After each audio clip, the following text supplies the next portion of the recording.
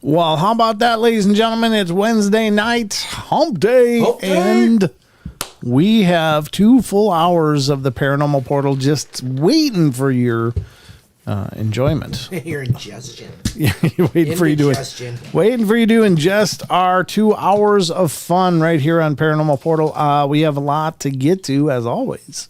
We're going to get to the news. We're going to get to the Discord question of the week, which was posted late, but thank you to Chucky. Chucky messaged me and said, "Hey, is there an episode or a question for the episode tonight?"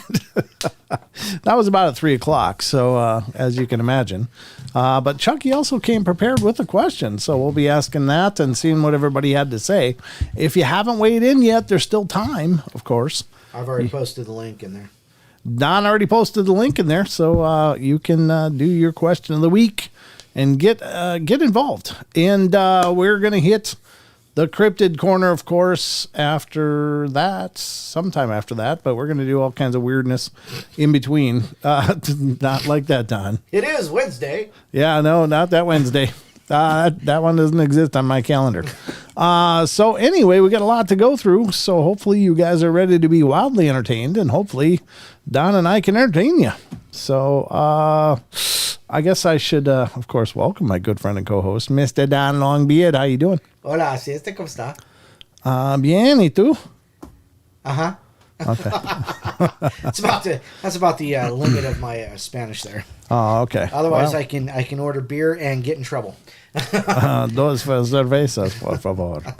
Yes, of course. But yeah, how you doing? Everything good? Yeah, all good. Yeah. Hey, thanks for coming to pick me up. I appreciate that. My car's in the shop, so he came to get me so I could be with you guys tonight. Well, you know, the things we do for love. Yes. And there's all kinds of love here in the portal, ladies and gentlemen. Yeah, no worries. I was glad to help out.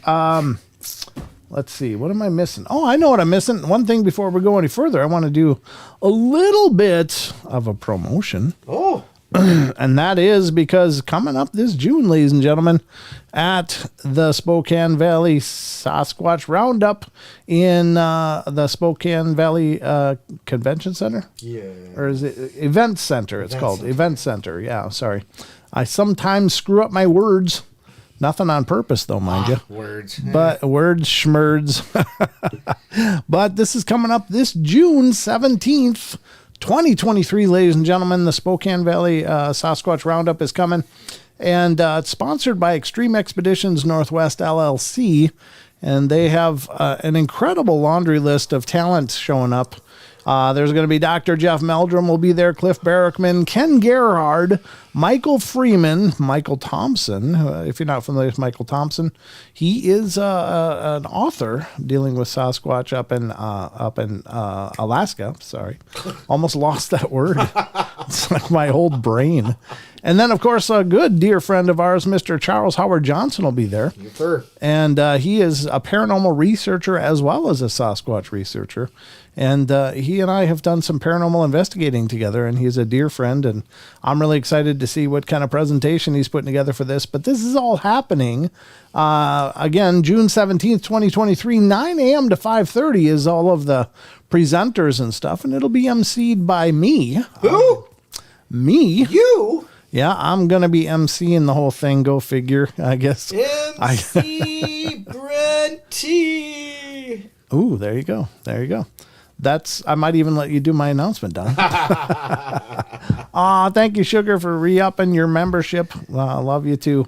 Thank you so much. And then after that, after 5:30, there's a VIP dinner starting at 6:30 till 8:30 p.m. Oh my gosh, I'm going to be out late that night.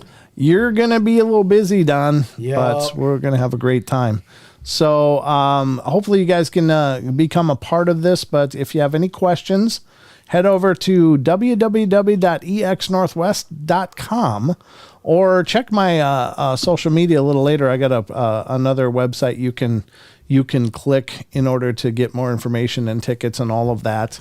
And I haven't posted it yet because Stephen of Extreme Expeditions and I were just talking today. He said, "Hey, could you plug this out there?" And I said, "Sure." Yeah. Well, yeah. For sure. So, Of course we will.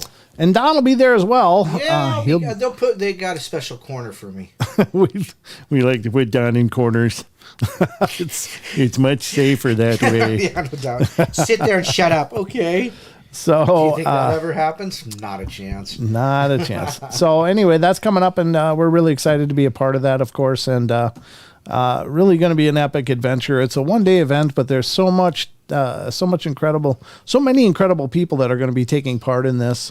I hope you guys can make it. If you will, it'd be great to meet you as well. I love the idea of some listeners being able to be there and stopping by. So John no one Stevenson puts Don says, in the corner. No one puts Don in the corner. Gee, thanks. Do I get the Patrick Swayze effect and everything? No, you're getting the baby effect. So John's going to be like leveraging you up in his arms, and well, you better be a strong fella. John better eat his spinach. Eat your spinach, John. Yeah, That's all I'm saying. There you go. What are you trying to say? Don's no angel. He's more like Moto. He's got a little bit of a gravity. What do you say? I got planets flying around my head? More like satellites, Don. All right. So anyway, that's going to be coming up. Again, I'm really excited to be a part of that, and special thanks to Extreme Expeditions Northwest for letting me, LLC, for letting me. All right, Don, we got a bunch to get to today. Thank you, Barbara. What did Barbara do? Barbara says, Brent and Don, you're just so damn sweet and funny for me not to be involved. Thank you. Thank you, Barbara. That's very sweet. We love all of you guys. I got to say, and I realize this is a little bit of an offshoot, but I am so thrilled the type of people that all of you guys are and that you love the show. I mean, I honestly can't even believe that you guys are here listening to us babble, but I'm so glad you are. So thank you so much. And thank you for all your love and kindness. It truly means the world. Oh, look, there's Bigfoot in Germany. Haven't seen him in a while. Wow. Hey, how you doing, brother? Better, yeah. Yeah, good to see you. Yeah. Thanks for stopping in. All right, so we got some news to get to, ladies and gentlemen. So without further ado, let's find out just what's in the news bag today. The news. The news. The news.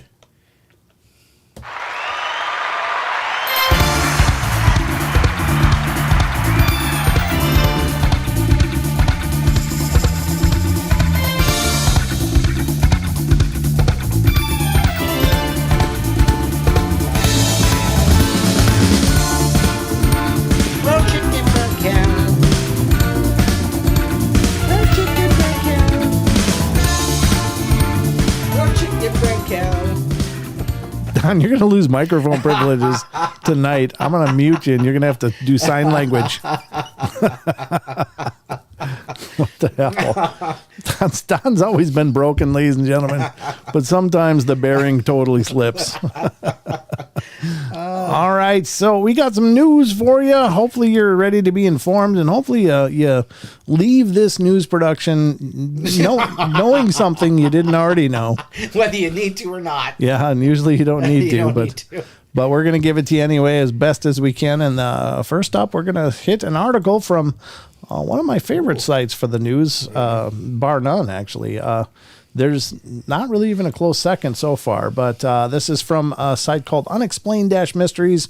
Please support this site and stop over and see what they're doing over there.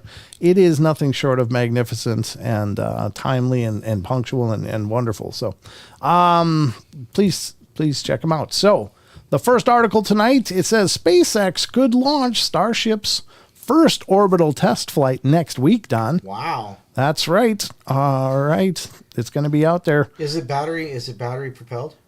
Is it like the Tesla SpaceX? They got rubber bands and propellers.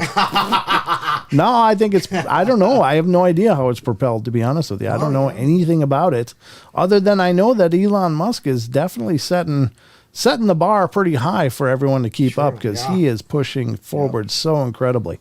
But let's see what's going on. Elon Musk's flagship spacecraft could be going into space within days, according to recent reports. Measuring 50 meters long, weighing in at 120 tons. Wow, that's almost as much as me. Weighing in at 120 tons and equipped with 6 engines, I only have one. 3 fixed and 3 movable. Wow, there you go, yeah. Starship is nothing if not ambitious. Designed to carry cargo and astronauts all the way to Mars, this next generation spacecraft is a real deal and could see the first humans set foot on the red planet in the not too distant future. Hell, I'm thinking a few weeks. The way Elon's moving. No doubt. He's just not waiting for anybody. He's got a Tesla motor in there. Yeah, no kidding. For a while... What? Nothing. Okay, for a while now, though, the date of Starship's inaugural orbital test flight has remained somewhat up in the air with various technical issues and the lack of a launch license from the U.S. Federal Aviation Administration being among the problems keeping it firmly on the ground. A launch license, huh? I guess they need a license to shoot stuff into space. Gosh. Yeah, it doesn't surprise me. They're going to get a dime any way they can. They should get a fine for leaving leaving all their satellites and crap up there. Gosh, almost. This all may be set to change next week, however, following the news that Starship could embark on its first ever orbital flight within a matter of days. Orbital flight would be good, yeah. At the weekend, the spacecraft, the latest iteration of what is named Ship 24, which sits atop a super heavy prototype Booster 7, was rolled out to the launch pad at SpaceX's Starbase facility in South Texas, as though it was being prepared for imminent launch. Then on Monday, SpaceX carried out a fueling test on the booster. Furthermore, navigational warnings have been issued for a launch between April 6th and 12th, suggesting that it may be due to occur very soon. Whether or not it actually does happen next week, however, remains to be seen. So there you go.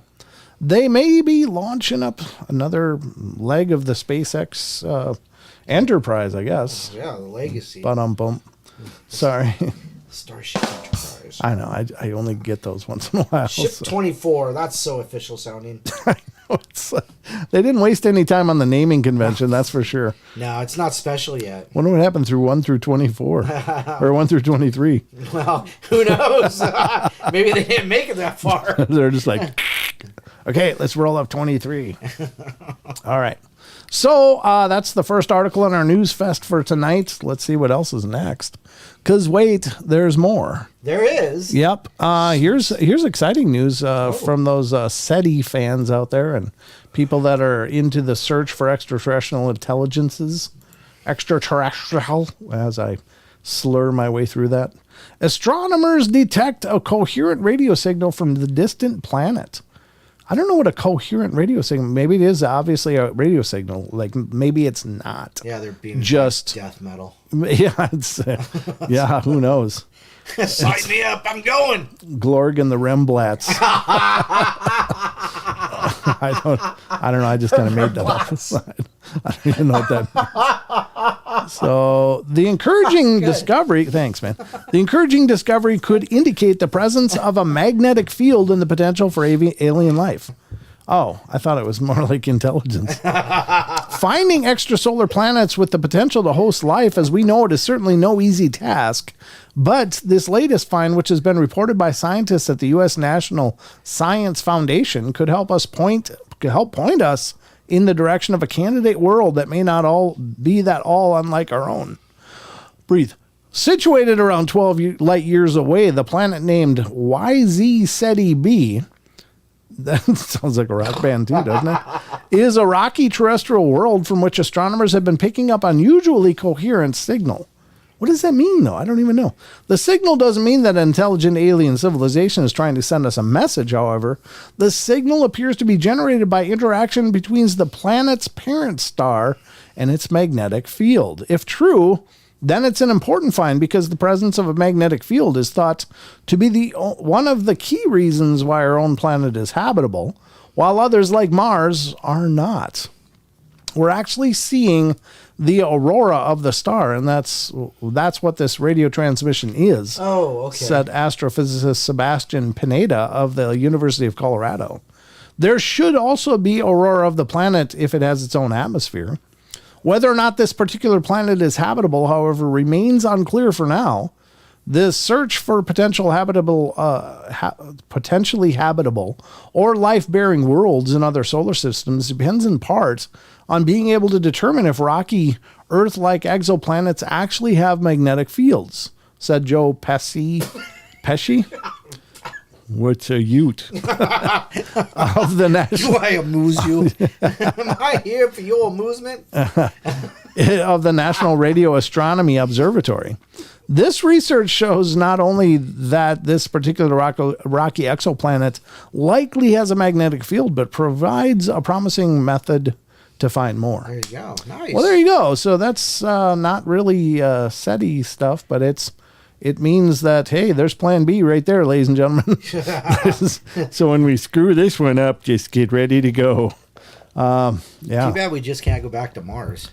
Yeah, well, maybe Elon can figure that out too. Maybe, yeah.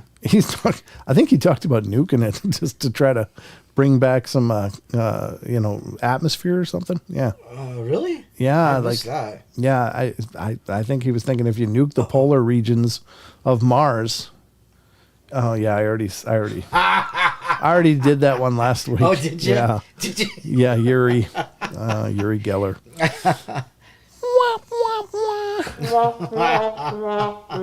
In an effort to remain valid, a newsworthy Those name. damn Pokemans. Yeah, you want to beat Yuri Geller? Just throw some spoons at him. He can only bend them; he can't deflect them. I don't know. All right, so that's some news. I guess they found another Earth-like planet, maybe. Yeah. That's kind of exciting, Don. Yeah, absolutely. Well, here we go. There's some new breaking news about the Patterson-Gimlin film, ladies and gentlemen. I guess M.K. Davis isn't the only one obsessing over that. But I'm just going to leave that there. That's a coiler. Yeah, it is. This is brand new news. Patterson-Gimlin Bigfoot video has now been stabilized using AI. I don't know why that's better than what already has been stabilized, but actually done by MK originally, I think. What is arguably the world's best-known footage of an alleged Bigfoot has been stabilized thanks to artificial intelligence. Wow. Filmed in 1967 in Northern California, the Patterson-Gimlin film has long remained the most hotly debated and tantalizing piece of footage ever recorded in relation to the Bigfoot phenomena. The video, which offers a clear view of a large bipedal ape-like creature walking along a creek bed, has long attracted the attention of Bigfoot enthusiasts and skeptics alike. Many argue that the creature in the footage is simply a person wearing a costume, while others remain adamant that it represents genuine evidence that Bigfoot is the real deal. Fast forward to the present day, and now AI expert Rowan Chung has posted up what is perhaps the most perfectly stabilized version of the original footage that has been seen to date. Produced using artificial intelligence, the newly updated clip makes it possible to watch the alleged Bigfoot walking across the scene without the camera shaking or waving around. You can check out the results for yourself below. I think we will. All right. I think we will. What do you think, Don? I think you'll better hit that button. Yep. Expert used AI and computer vision to stabilize viral footage of the Patterson-Gimlin film from 1967. Let's check it out. See what happens. Wow. Yeah, look at how fluid that is. Look at the head, though. That's the part that just racks my mind. The head doesn't shake. It's just like on a plane. Even as it's turning, you watch a person walk and there's all kinds of bobbing with the head. I don't want to view replies. Let's watch it again. So I have this little audio clip that I use at the end of our podcasts every now and then, and it's Bob talking about this very second right here, Where she turns? When she turns and looks at him. He says, "I just got off my horse and I made a little bit of noise, and I turned to look, and she's looking right at me." Yeah. I was like, "Yeah, that's this moment right here." Right here, ladies and gentlemen. I mean, it is pretty well done. I think I just don't believe that that's a person in a costume. No, I don't believe that for a moment. Look at the flexion on those legs. Yeah. When that's almost a 90 degree. The Thinker Thunker did a great job going over this and why, including measuring Bob Hieronymus, who's the guy that claims he was in the suit, measuring up side by side to Patty and showing why anatomically he couldn't be. Bob Hieronymus could not be in this suit because you'd have to crunch his neck and you'd have to stretch his upper arms and other things, and his credibility apparently. You know, you really can't tell that that's a Patty. I never really thought about it and looked at it until I really started hanging out with you really. But when she turns, you definitely tell that's a Patty. Yeah, I mean, Patrick. Yeah, and it's I don't know. To me, this still stands up as the best evidence anywhere that there is an undocumented cryptid out there, or primate, or humanoid out there, and that's just phenomenal. Yep. Well, I mean, I don't know that it's just leaps and bounds above the other stabilized versions, but it is another version, and I think it's very well done. It's very fluid and seamless, I guess. Huh. But you be the judge, ladies and gentlemen. Should you believe in Bigfoot? Well, if you want to. If you don't want to, then you don't have to. But doesn't mean it's not out there. That's all I'm going to say. All right, so let's get to the next one. Because Eric says it's clearly an upright walking bear. Right. Of course, you love those bears. It just didn't have any ears at all. At all. All right, here's a weird here's a weird one from the world of the bizarre from unexplained-mysteries.com. Man with aversion to new foods is forced to live off of Easter eggs. Those are. How could you live off of chocolate? No, I don't know. God, those are the worst too. I like the cream-filled ones personally. I bet you do. 30-year-old Ashley Keene eats almost nothing but Easter eggs, and by now he's sick to death of them. I bet. Well, man up. Jeez, grow a set and eat some cabbage or something. My God. I don't like new foods. It's like, what the hell? Who cares? You got to eat more than Cadbury eggs, you clown. All right, for some. Did you even get him outside of Easter time? I think he stocks up and just hopes the shelf life holds. For some, the idea of eating chocolate all day long might sound like a luxury. No. But for Keene, who suffers from a lifelong aversion to trying new foods, it's literally just about the only thing he's able to eat. Yeah, but where was his parents? You sit in that chair and eat that broccoli. I don't care. You can wait till morning. You're going to eat it. A sales assistant from West Yorks, England, Keene has spent his life eating little more than chocolate, mashed potatoes. Oh my gosh. Ooh, together. Ooh. And new types of fruit, or a few types of fruit. He takes out and puts the mashed potatoes inside it. As a young baby, his parents struggled to wean him off of milk because he was unable to keep anything else down. Even as an adult, he's unable to expand his diet beyond just these few things. At this time of the year, in particular, much of his daily intake consists of chocolate Easter eggs, owing to their abundant availability and relative cost effectiveness. What? Yeah, well, you're going to look pretty stupid with diabetes and being 600 pounds. Yeah. I can't have meals with my two kids, so we can't go out for family meals and stuff like that, he said. Yeah, somebody just got to man him up. From the start of January through April, I eat over the 250 Easter eggs. It averages out between 3 and 6 a day, depending on how hungry I get. Oh, my God. Keene has visited several doctors over the years, but has so far failed to find a solution. It is also possible that his condition is more psychological. Well, yeah. No doubt. Than physical. Yeah, gosh. Yeah, there's no way. It's going to get physical when when he starts having Cadbury cream egg flowing through his veins. On the outside, I look like a normal 30-year-old, he said. Lucky you. It's depressing, but it's something I've always lived with. The amount of chocolate I eat isn't normal, yet I'm not diabetic or anything. How is everything fine? It's a good question. Well, you're only 30 is, I think, the big takeaway. And the diabetes is probably definitely coming. Yeah, that's just not smart. Oh, dear God. I mean, I love a piece of chocolate every once in a great while, but... He has to have, vitamin infusions every couple months. Yeah, that's I don't know. the only way that would work. I don't know. There's just not enough in that diet. And how do you make your kids sit down and eat their vegetables if you're sitting there eating eggs? How do you justify it? Yeah. Chocolate eggs. But Dad, I want... No. That was, I don't know, unless he lets his kids do the same thing. I honestly think you train your kids. You teach them. Yes. Through example and through exposure at a very young age. And we couldn't keep anything else down. Well, you know what? I don't know. I don't know if I buy that, but I don't know. Anyway. Oh, no. This guy's all broken. Barbara Morris says, I once hid a fish stick behind the kitchen bookshelf when I was a kid. I woke up 2 days later. You hid it? What? Please expand on that, Barbara. She didn't eat it. She hid it, and apparently someone found it. And 2 days later, she finally woke up. I can imagine that one. All right. Well, there you go. I don't know. She said, "Mom knocked me out." Yeah. I understand. Yeah, I had a brother that could sit in front of a plate of food for hours. And he would finally have to work his way through it. My dad was no joke about that stuff. Oh gosh, you don't waste food. I wasn't a picky eater. No? Okay. Yeah, well, clearly I wasn't either.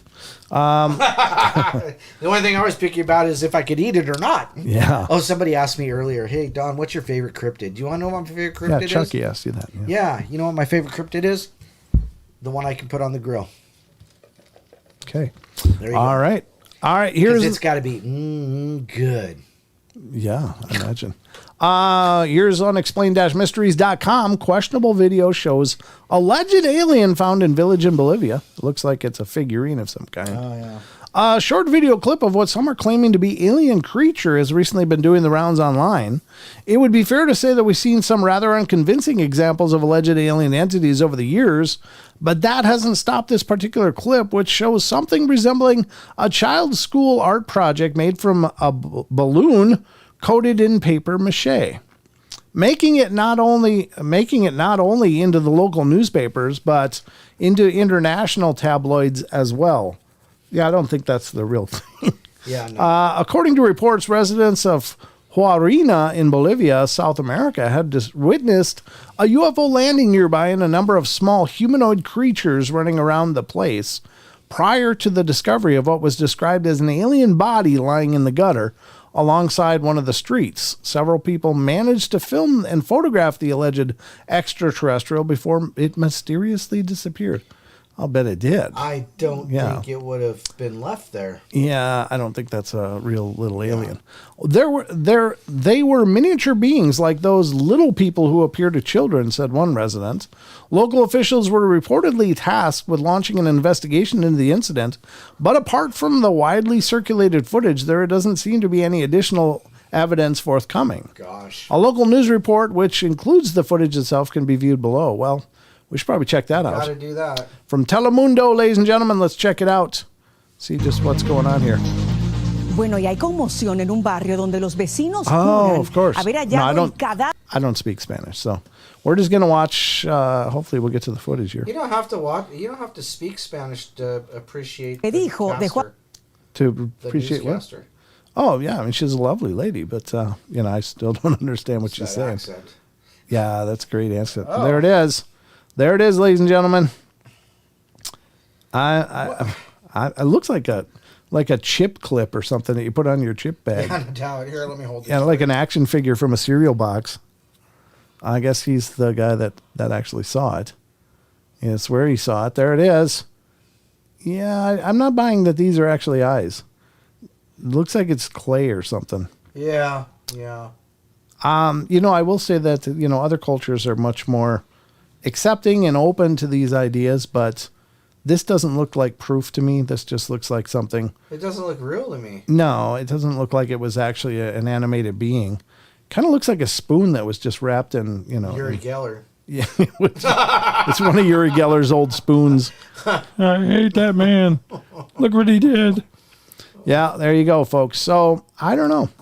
Well, you be the judge. I don't think that that's an alien, but... Luna Moonicorn says maybe one of the alien kids dropped its dolly while they were on vacation. I doubt they vacation in a slum. Oh, I just mean in the Earth in general. You think this is a slum? No, I said the Earth in general. No, I know what you mean. Oh. The Earth in general is a slum? Yeah. Oh, okay. Have you ever met any humans? Yeah, of course. I think humans are wonderful. I do for the most part, but I think that the Earth is beautiful. The world's kind of screwed up, but the Earth is wonderful. All right. Well, anyway, there you go, folks. This has been almost, well, we got one more I want to get to because this one's too bizarre. And you again. What? Oh, yeah, gosh. this one is a question of faith, ladies and gentlemen. And of course, faith is incredibly important. But some people, I think, have a different idea of the ability of their faith. And this person might be one of them. And this is from unexplained-mysteries.com. Deceased pastor finally buried after failing to resurrect for 2 years. Yeah, he didn't conquer death, apparently. The body of South African pastor had been kept at a mortuary for 2 years because he was expected to rise from the dead.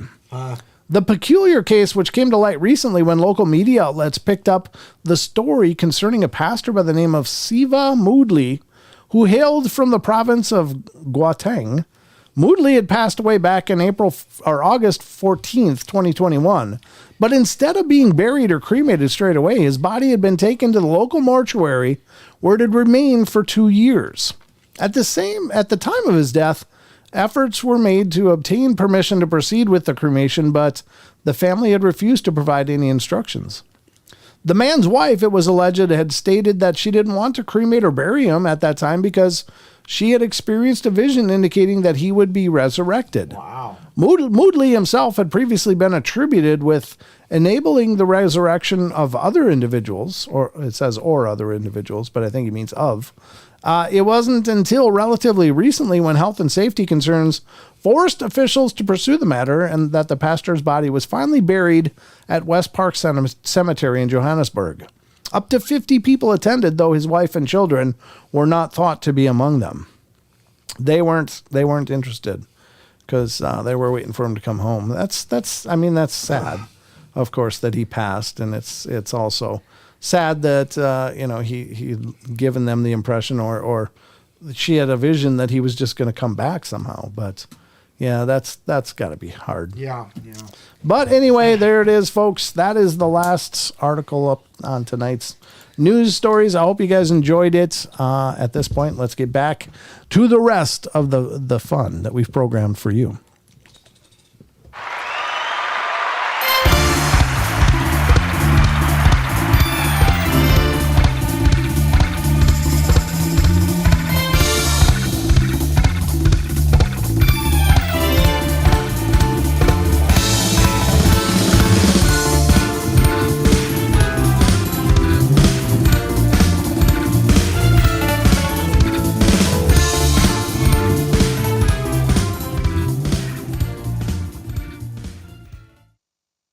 All right, ladies and gentlemen, we're back. Don was disappointed I actually muted his mic during that part. Mic. I told you might lose mic privileges. I'm just saying. I'm a man of my word, Don. Dang it. No, I just automatically muted it, but it wasn't personal. We got the Ghost Radar rolling tonight, folks, too. So Keep an eye on it. in case anything pops up, you guys let us know. But we are tracking perhaps the presence. I was sitting here the other night. Last night. Mm-hmm. And I felt an ice coldness beside me. But I wasn't running the Ghost Radar at the time. But I felt like somebody was blowing air conditioning just on this forearm. Oh. On this forearm right here. It was just like ice cold. I was like, oh, that's a little unusual. So Is that a presence? Maybe. Who knows? The cold spots are kind of attributed to the spirit realm, folks. So perhaps I had somebody that stopped in again, but I didn't have the ghost radar on to give them away, so I don't know. We've got a lot more to get to, obviously, as we churn through the night here on the portal. Hi, Julia. Hi, who? Julia's here? Julia. Aw, Julie, how you doing? I haven't seen Julia in a while. Yeah, I haven't seen you in a while either. Welcome back. What app is it? The app is called X Paranormal Detector. It's an old app, and it's literally like 12 or 15 years old. But it still works. It still does its job. So it's something I had purchased years ago because I was like, well, I wonder if there's anything to this. And so I bought it. And again, it has a word database on it that it'll spit out words. But I've very, very, very extraordinarily rarely found anything relevant about what it says. So I don't think the word database, the word it spits out is important, but I think it's interesting that something is happening in the detector that it's triggering a word to spit out. I don't know how that's different from a ghost anomaly or alleged ghost anomaly appearing on the radar or not, but it's apparently a different kind of interaction. So, all right. So I've used AI manga app. Oh, okay. Yes. Here's the thing with a lot of ghost detectors. Just for the record, most of them they're labeled. This is before there was any of those spoofy ones. Most of them now are, if not all of them, are categorized as entertainment. And, I suppose that legally they kind of have to. But they've also... Well, we're labeled as entertainment. Well, I know. Who figured? Yeah, people might be wildly disappointed with that classification. But the thing is that this is when they first came out that this app was developed. And there was literally people trying to use the magnetometer that's in the wireless to see if it can detect potential spirits. So... that's why I like this app. Some of the newer apps are really flaky and cheesy. I sometimes would get, and it hasn't happened for a long time, but I would get people sending in photos of ghosts that they caught.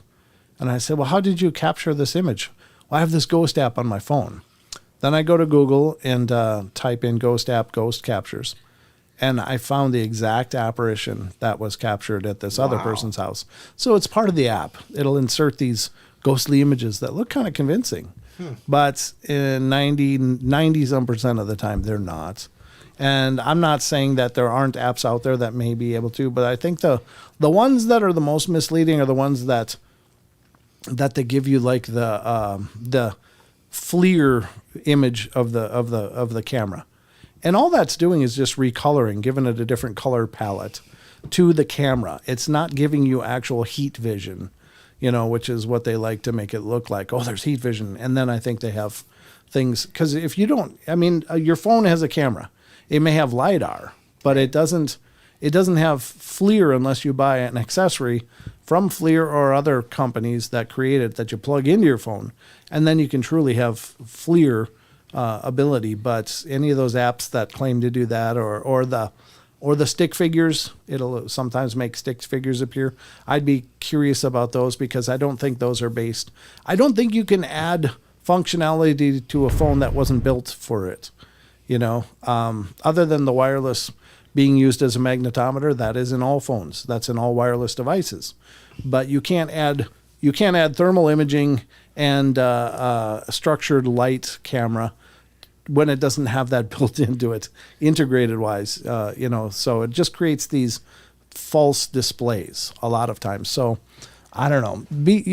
I wouldn't even know which ones to recommend because I think right now there's very few, but the ghost radars in and of themselves, there may be something to it. So I'll just throw that out there. Okay, so we are going to get to the next segment of our show, which is the Discord question of the week. And this is our Discord server, ladies and gentlemen. And Don had, Don, you just pasted links again. Good. Yep. Okay, so Don pasted links into the chat. If you want to become part of the Discord, we'd love to have you over there. But let's get to the Discord question of the week.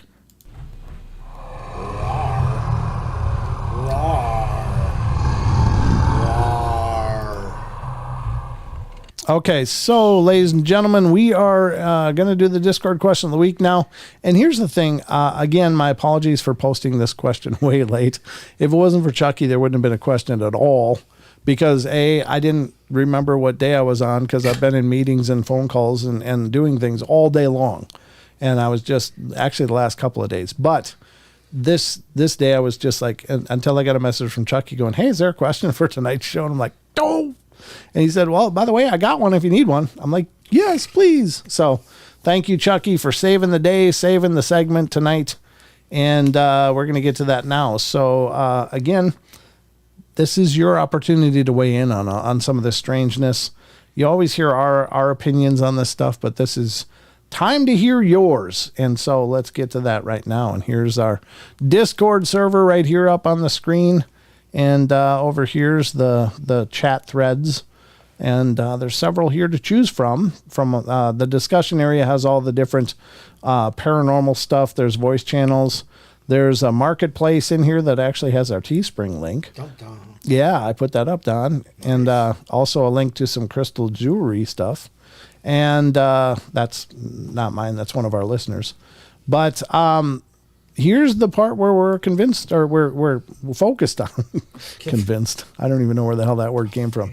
This is the question of the week segment, and this is where I ask a paranormal question to all of you to see what you guys think. And so once again, special thanks to Chucky. Don, you want to read? Certainly. So many people and even physicists claim the existence of parallel universes. Do you think that they actually exist? If so, do you think these other universes affect or interact with our universe? Aussie Tiger says that's a multiple part question, and I say yes on all parts. There Aussie just went, yep, that's it. Yes, yes. Yep. Okay. And that's fine. I mean, we don't need huge answers if you don't want to give them. Right. Just a quick opinion is fine too. Well, yeah, and it's your opinion. It's the way you believe. Sure, absolutely. ZX81 version 2 says simulation theory. It's all a game, just different servers. Same game on all servers, different players. That could be too, yeah. That would be wild, huh? Absolutely. Maggie M10. I think there's enough evidence to suggest the existence of parallel universes. I also think there's enough strange phenomena going on that could be explained one day by this general concept when full understanding is gained of what a parallel universe actually is. True enough. I mean, yeah, it's kind of when you talk about universes and dimensions, it's almost sounds interchangeable, but parallel dimensions versus parallel universes. What am I thinking of? Multiverse, I think is what I'm thinking of. Wow. And multiverse, they get kind of convoluted once, they almost seem like the same thing. But I don't know what the distinction is. I'm not a physicist, so I don't know. But there you go. Interesting. Yeah, I agree, Maggie. Very interesting. So Chucky Danger's answer to his own question. It's interesting to think that there may be other versions of yourself living alternate experiences than what you have.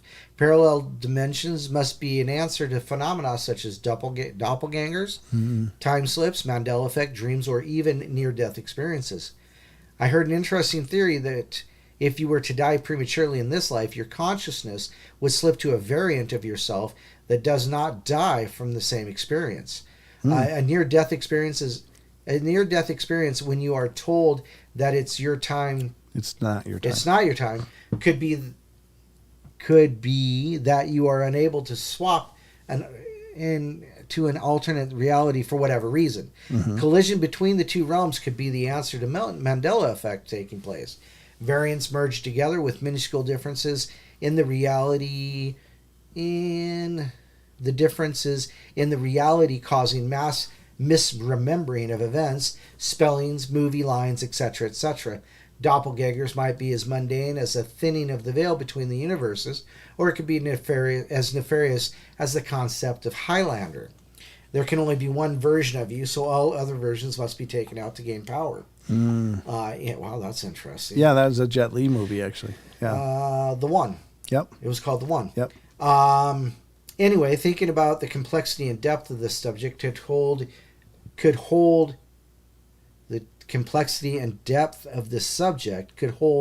is like putting your brain into a blender. Well, yeah, definitely. Yeah. Yeah. I mean, these things, honestly, when you really sit and start pondering, these things really do give me a headache. It's just like, oh my God, it's so much to try to wrap your head around, but it's all incredible. Yeah, absolutely. Just here and there, 66. I believe there might be parallel universes. I've seen a Bigfoot come out of a hole in nothing. Wow. He was a ball of gold light when he was coming out and changed to a 10-foot plus squatch. I've always believed that he came out of another dimension, but it may be a parallel universe. When the hole opened and he went back in, morphed into the golden light.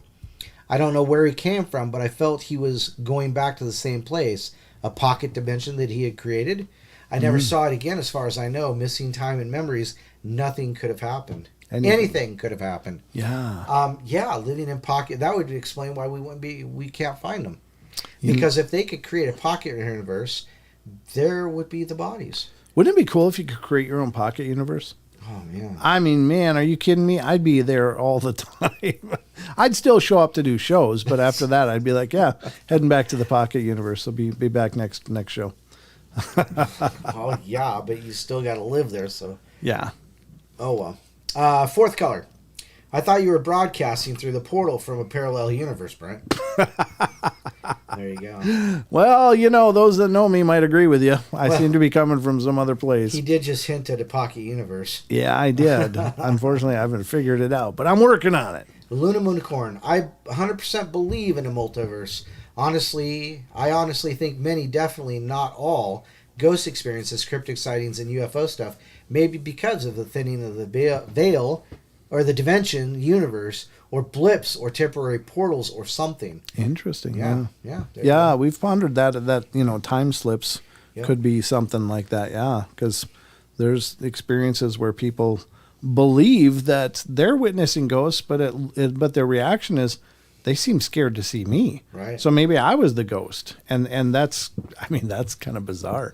But what if that's just a thinning of that barrier, so you can actually perceive each other. Right. Wow. Yep. Yep. Smooth landing.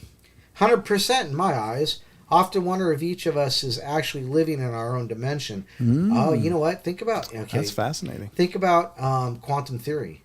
If you're not actually looking at it, you're not perceiving it. So if you're not looking at the person across from you, is he really there? Or maybe he's in his pocket universe and I'm always, at least mentally, I'm in my pocket universe. Our brain can hold more information than we even know exists. Sometimes I feel the world is at my fingertips through concentrated thought on the matter. I have learned that ESP is available to us who learn that we have the ability. Possibly that is tapping into another dimension. Also, meditating and dreaming puts us in touch with enlightenment on another level. Sure. What if that plane that we get to is us peering out of our current dimension and into another one? Yeah, a sleep dimension? Sure. I would love for a more in-depth conversation with somebody who knows more on the subject than me. But the dialogue I've read so far has been promising. If one person has experienced another dimension, then we've all experienced it, as we are all one. Or so I have learned. So we should be able to tap into it somehow. On the cryptic ghost side of things, I feel that those of us who have experienced an encounter have had a glimpse into another dimension, especially since some of us can't seem to see what we see. Yeah.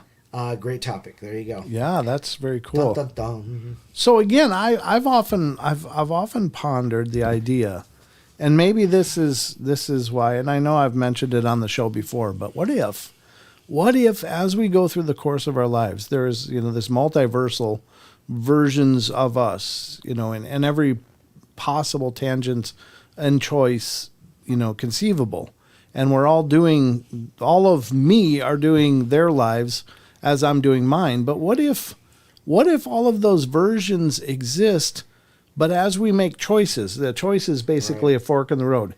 Yes, I do something, or no, I don't. And what if each of these choices shifts us into a different version of ourselves? Right. And wherever we choose is where our actual consciousness goes, and we experience the benefit or the drawbacks of those choices based on what they are. So what if choice is actually the doorway into these multiversal realities? Yeah. You know, and I find that idea fascinating, and perhaps that's where things like Mandela effects come from, because maybe there's slight variations in these multiversal expressions. And those are just little, tidbits or clues or breadcrumbs to the fact that we are existing multidimensionally, right, or multiversally. And, what is the possibility? Well, I mean, who knows? And who knows how to even truly quantify that? But it's interesting to me that we at any given time, we all have the power to fundamentally change our lives and ourself and our experience. And we can do that through something as seemingly mundane as choice. We can do, like, you know what, I'm not going to mistreat the people I love anymore. Well, then suddenly you're in this world of not suddenly, but you grow into this world of love and caring and support and togetherness. And then from there, you can make another choice that brings you into another more robust experience. Enlightenment. Right. And so what if it's us that's traveling through these different versions of ourselves? And maybe we don't actually travel. Maybe it's just as simple as, in the blink of an eye, after you make a decision, you're actually, boom, you're there. You're in this different experience where that choice is made. You know what I mean? It's like, why is there these unlimited versions of ourselves? Because I don't think there's unlimited versions of me, but maybe there's different facets of myself are in all of these other experiences. And when I make choices, then I change my major consciousness into those experiences. I don't know, just a thought. And I realize it cooks your bacon when if there's any merit to that at all. And I could just be rambling like an idiot for all of you. I don't know. But this is how my brain works. It's just, it's as opposed to mine, it works in spurts and fits. Mostly fits. Yeah. So SoCal Squatcher says, sometimes it really feels like a video game. Yeah. Amen. Yeah, it really does. It's crazy, but I'll tell you what, ladies and gentlemen, this is why I love the questions of the week. I love what you guys put out there. I love your thoughts. I love your reflections and your ideas, and it's so incredible. So thank you all of you who have participated. Again, I'm sorry for the lateness of the question, but so many of you still managed to put in your thoughts on this, and I really appreciate it. So again, we'd love to have you on the Discord server. If you don't mind, get signed up. And if you're brand new to Discord, there is this right here. It's Discord tutorials, and it'll walk you through how to use Discord. Once you join the server, you can get to these. And so you can walk through, how do I use Discord? What the hell do I do? Well, get to Discord tutorial, just click on it, and that'll bring up this list, and you can scroll with your mouse up and down and check out different videos of how to use it. So we're trying to make it as accessible as we can, but once again, thank you to everybody who's weighed in on this stuff, and I just love getting a chance to hear what you guys think. So, all right, this has been the Discord question of the week. Let's get on with the rest of this.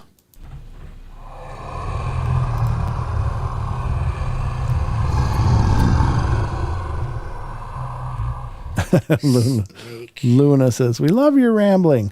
That's why we're here each week. Well, thank you, Luna. I appreciate that. I don't know. I mean, honestly, I don't know when I should shut up and just not say something and when I should say something, because I do have all these thoughts. I could fill up literally hundreds of shows on just my various ideas and concepts, but I don't mean to pretend that I have anything figured out. I don't, but I love thinking about this stuff because, again, this is something amazing going on. Sometimes it shows up as ghosts and Bigfoot, and sometimes it shows up as miraculous events in our lives. But we are in a magical existence. We just have to unlock the magic. And I think that's part of the paranormal. So there you go. There we go, Don. You notice that the ghost radar has been just flat all night. And I actually like that. I like that it's not always popping off, because if it always popped off, I think, whatever. Right. There can't be that much stuff. But I like that it's just flat. you know, and that just makes it seem, at least to me, rudimentarily, that maybe maybe it really is detecting something when it detects something, and maybe it's really not when it's not. It's a carpenter's dream. A flat line? A flat, straight line. Yeah, a plumb line, as it were. All right, so... A line to plumb, as it were. Ooh, hey. We are done with the Discord question of the week, so let me minimize that. And we'll get to some... Don't be minimizing things, Brent. Oh, I only mean that in the loosest sense of the word. We're going to jump over to an article because we're going to get into some other paranormal weirdness. And this is an article from, of all sites, petsreporter.com. Again, it's not a site known for paranormal stuff, but this is another one of those aggregate scrapes from Reddit where they just grab comments to apply to a concept, or they pose a question on Reddit and people respond.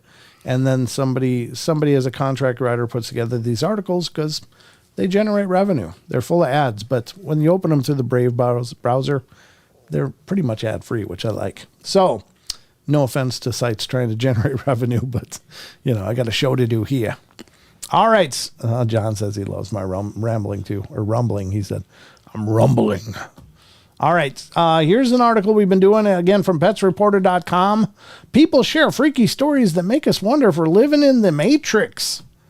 And these have been pretty good, actually, some of these stories. And here's the one we're on, ladies and gentlemen. And let me get it here. There we go. Speaking of dimensions and stuff. Yeah, what? Well, the next one.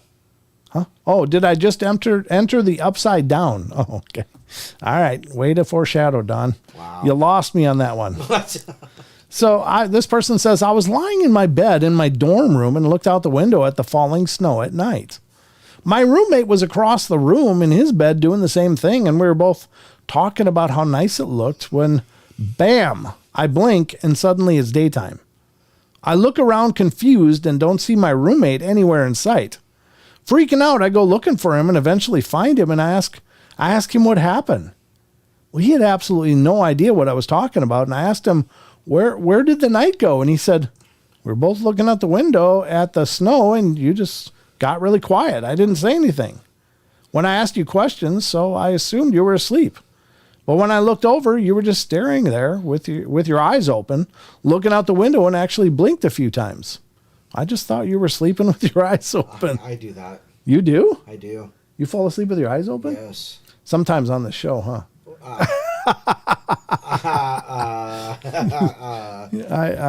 just saying. I think I've caught you napping a few times. All right, here's the next one. Reboot the universe. I remember being in Japanese class with my friends, and we had just gotten out of calculus, and we were discussing random math stuff under the din of the rest of the kids waiting for the teacher. Eventually, I asked my friend, wait, what would 00 be? At that moment, the entire class goes silent for about a second, and then resumes like nothing happened. Nobody was listening to us or paid attention. We always joked afterwards that I crashed the universe and it had to reboot. I don't even know what the 00 is. Must be a calculus thing, but like an impossibility. Right. I don't know. I don't know calculus at all. I barely know addition. So yeah. I passed pre-al. Did you? C. Nice.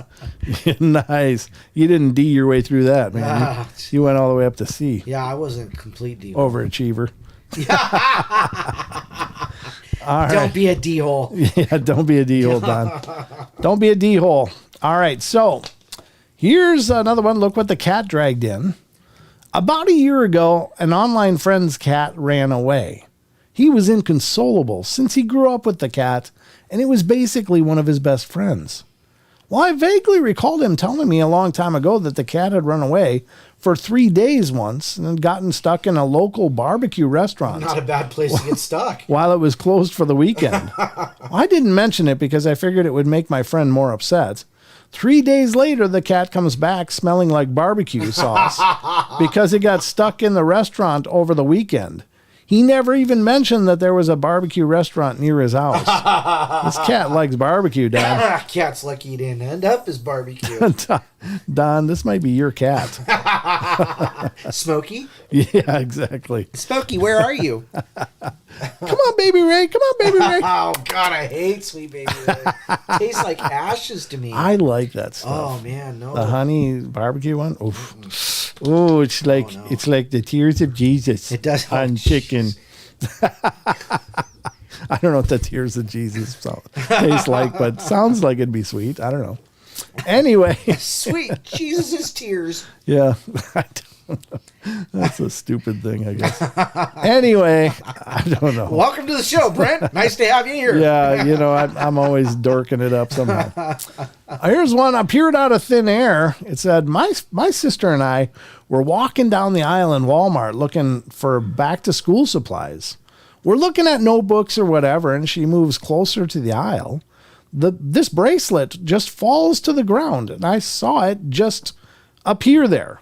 I'm sure it was a trick in my mind or something, but it was almost like something or someone had just dropped it there. It fell.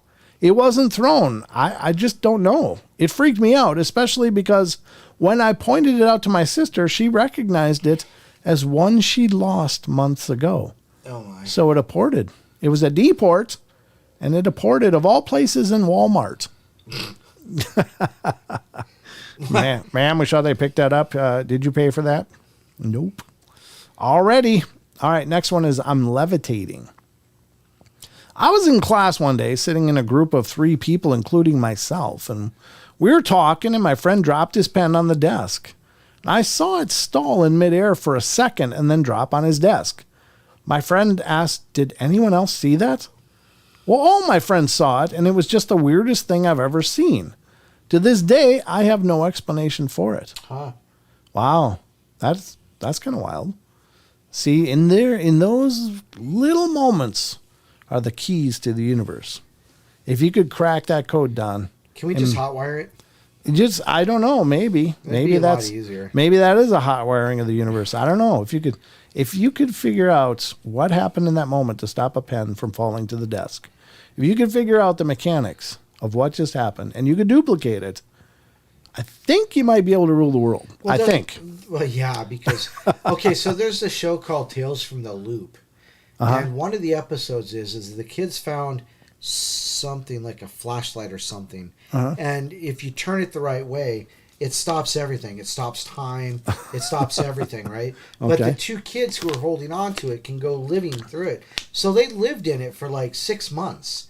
Oh. And they ate because food didn't rot. Oh, right. Yeah, everything was fresh. Everything was fresh, yeah. For 6 months. So, and they had this little affair, part of the backstory is they had an affair. But... They were adults? No, they were kids. They were like teenagers. Oh, okay. Like older kids, Yeah. Okay. Doing what kids do. But, and they lived this life inside this time. And they at one point they just said, you know what, I've had enough. I'm going home. And so back in. But, and their relationship changed from that point on. So, but I digress. But, yeah. But it's like the other story where it says, well, wait, what would 00 be? Yeah. And the universe just stopped and right. rebooted. That might be, little glitches in the matrix. Yeah, exactly. Or clues. Clues in the matrix. Oh boy. All right. Never know. The Stuff of Nightmares is next. It says, when I was a child, I had a lot of dreams about a cemetery with a huge cross in the middle of it. Oh my. Oh, thank you, sugar. Thank you. That's a foxy heart right there. Oh, that's sweet. It says, the dreams always freaked me out. In the dreams, there was always something not right about the place.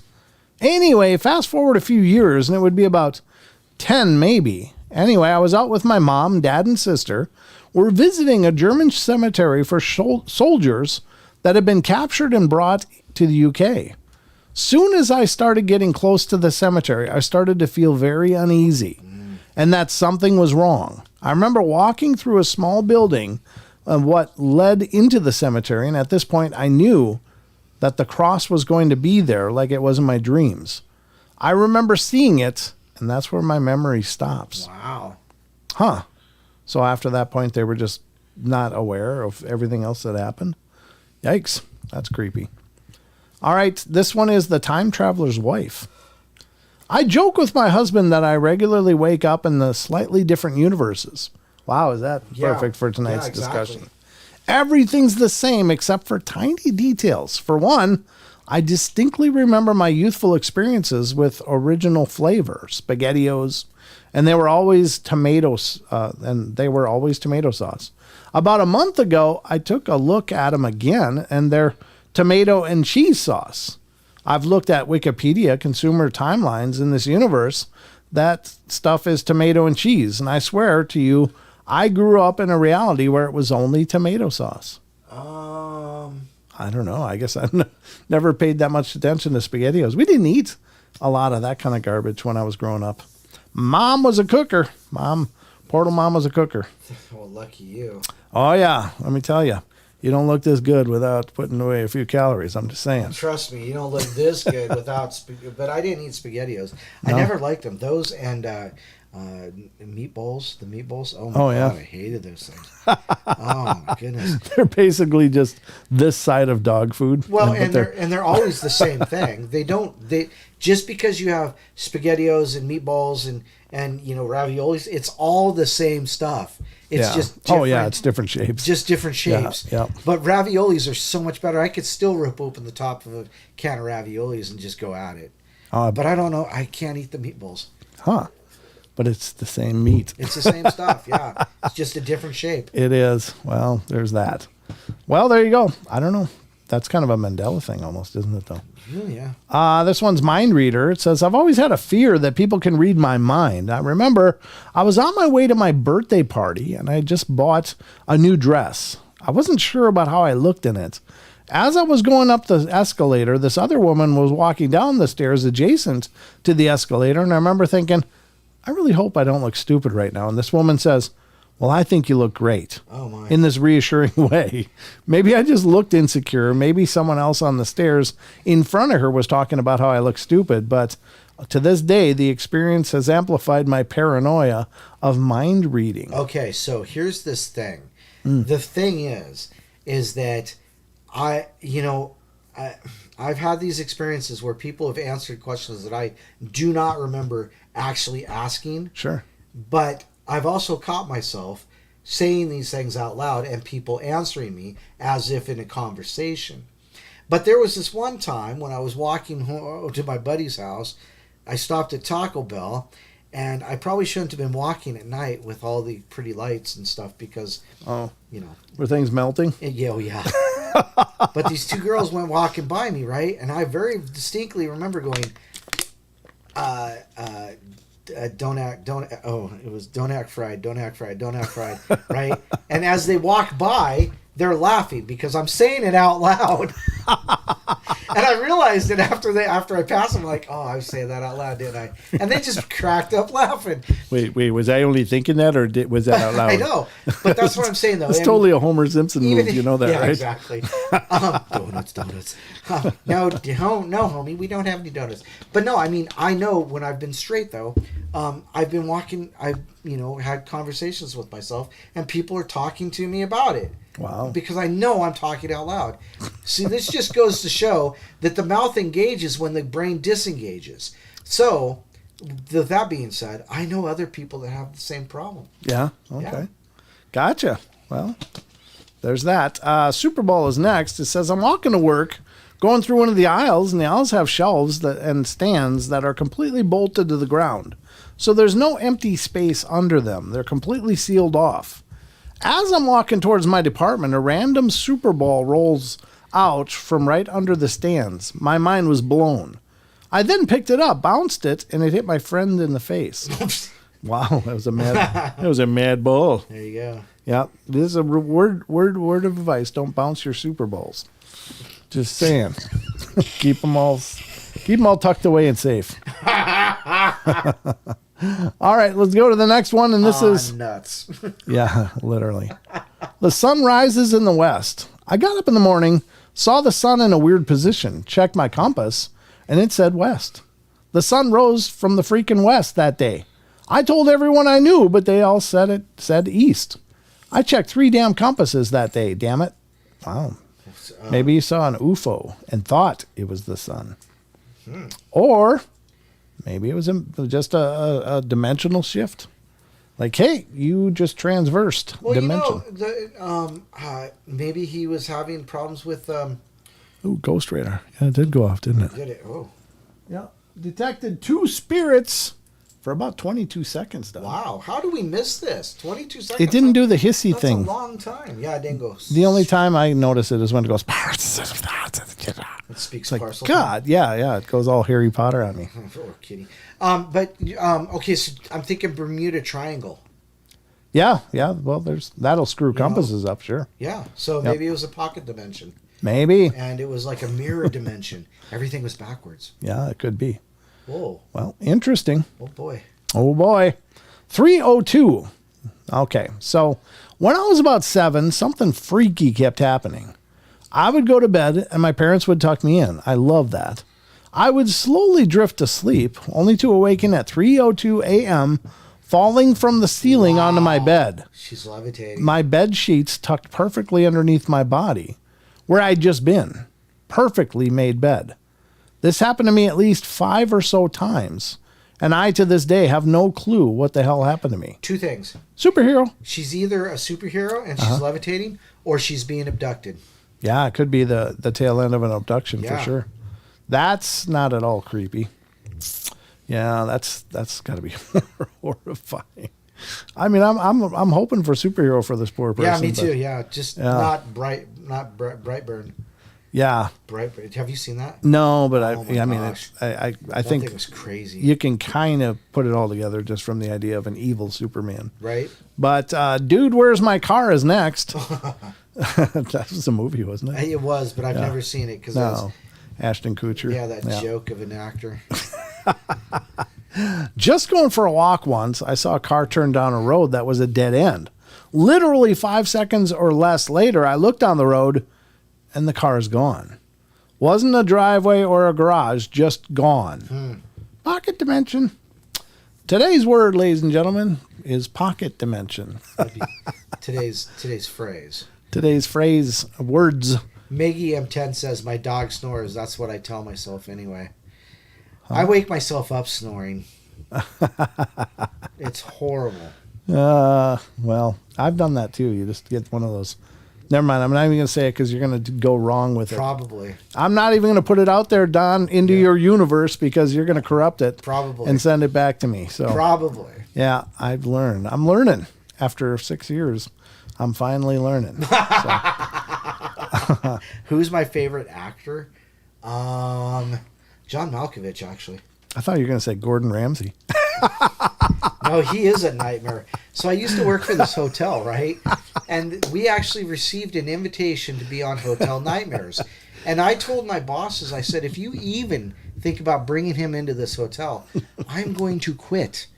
Because I am not going to put up with that crap. Yeah. I don't have any appreciation for being belittled publicly by Wasn't that a bald guy that did that one? What's that? The hotel. No, that was Gordon Ramsay. He did hotels? Yeah, he did Hotel Hell. There was another guy. Oh, Hotel Hell. Okay. So there's this place called the Roosevelt Inn in Coeur d'Alene. And I have a very intimate story about the Roosevelt Inn, but I won't go there. But I've stayed there. And he went into the same room that I stayed in, and he took a black light and everything, and I will never stay in that place again. Oh, really? Oh, it was bad. Ooh. It was bad. I was like, Ay. Well, there you go. All right, well, we got a couple more, and then we're going to go on to the Cryptid Corner. This is Traumatic Deja Vu.